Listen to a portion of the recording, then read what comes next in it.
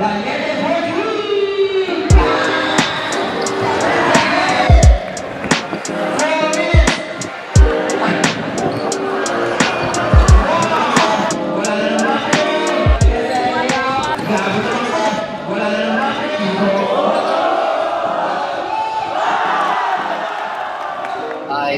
po si Chico Lanete, head trainer ng Chooks to Go Pilipinas.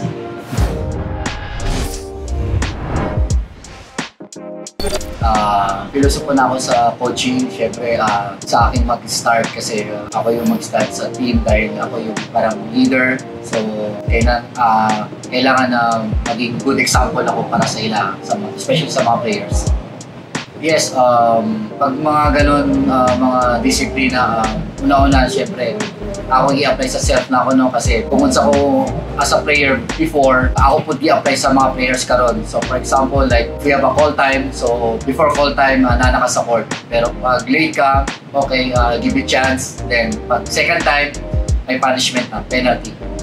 Sa tryout, syempre, una-una, ato makitan kung kinsige fit sa ako system, no? And sa rejections, not totally rejections, kumbaga direct message na lang para sila para dili masakit kayo. Humility, no? Nakuha ko pananawa na sa humility kasi ang basketball, kamera kayo ang basketball sa mundo, so dapat very humble lang ka. Strength na ako, syempre, ang akong una-una, ang ako personality, no? Yan, una akong strength na ako. Feeling ko positive mind na ako kasi dili ko pwede na every time na ako sa practice, lisod kayo kung imuna na ng negative. So, dapat always positive.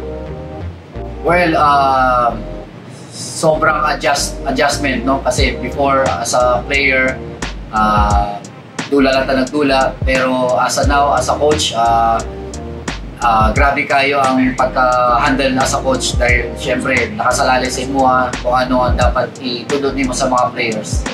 Inspiration, syempre una-una ako, family nun na-pirmi sa kuha, all the time nakasuporta, and naa sila pirmi, whatever happens sa game, naa sila sa kuha.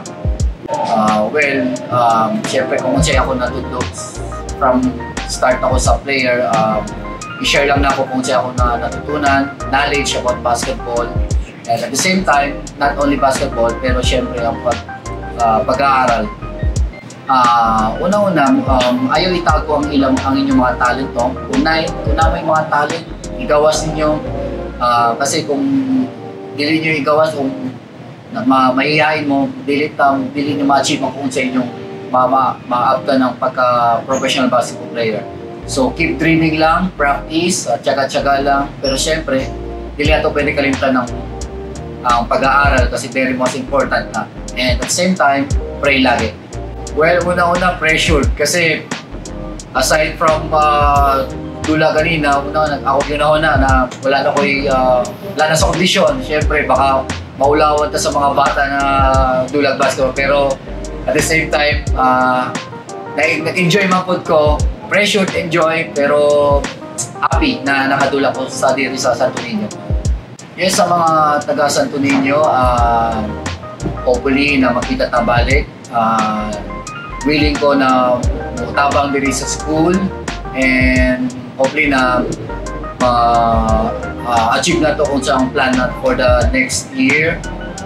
Nana ko pirmi diri and my family. Ako balik si Chico Lanete, head trainer ng Chooks to Go Pilipinas. Hopefully, supportahan ko din nyo ang Chooks to Go. Sana balik po manok. Thank you.